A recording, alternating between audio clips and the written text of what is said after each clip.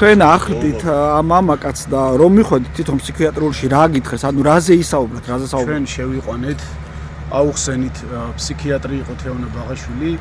აუხსენით მას, ვიყავით მეგობრები, მისი მეუღლე და ბიძამისი. გასაგებად უთხრეს მას, რომ პაციენტს მოლანდებები აწუხებდა, მოჩვენებები, ვიღაცები ელაპარაკებოდნენ, რაღაც სქემები ქონდა, ვიღაცების დაჩეხვა უნდა და ეს ყველაფერი აუხსენით, რასაც უბრალოდ მოყვა 2 წუთიანი დალაპარაკება, შეიყვანა ოთახში, 2 წუთის განმავლობაში რაღაცას ელაპარაკებოდა, გამოვიდა და ამის შემდეგ ფსიქიატრმა ჩათვალა, რომ ეს ადამიანი იყო სრულიად ჯამთელი და იყო ადეკვატური. მაინტერესებს ფსიქიატრმა 2 წუთში როგორ უნდა გაიგოს სრულიად შეშლილი ადამიანი არის თუ არა ჯამთელი და ადეკვატური, როცა მან ესეთი საზარელი მკვლელობა ჩაიდინა. მაინტერესებს რატო არ ჩაუტარეს მას რაიმე სახის პროცედურა, უბრალოდ როგორ გაიგო 2 წუთში ეს არის ის დრო, ეს არის ის პროცედურა, რითაც გებულობ ადამიანი ფსიქიკურად შეშლილი არის თუ არა? ამაზე ვითხოვთ პასუხს. ვითხოვთ პასუხს, იმიტომ რომ მივიყვანეთ და უკან გამოგვატანეს ფსიქიკურად შეშლილი ადამიანი, რომელიც ეგონათ რომ იყო ადეკვატური და იყო სრულიად ჯამთელი, რომელმაც 14 ჭრილობა მიაყენა ბავშვს, სადისტურად აწამა საკუთარ ვანაში, საკუთარ სისხლში აბანავა და მოკლა თავისი გაზრდილი ძმისშვილი. ამაზე ვითხოვთ პასუხს. ამოიღონ კამერები და დაამტკიცოთ, ჩვენ ვიყავით მისული და ყავდა პაციენტი მიყვანილი. ემოციებში ვიყავი.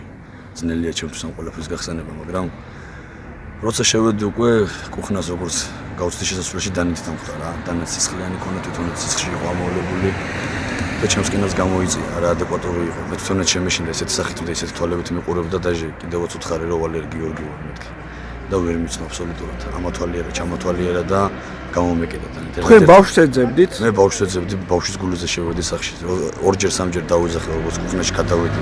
გოგიტა, მეთქი და როცა ხმა არ გამოგონა უკვე წავედი შემოსასვლელში გოთუნ დავხდა. სისხლიანი დანაეკავა ხელში და ჩემს უნდათ გამოიწია და გამომეკიდა.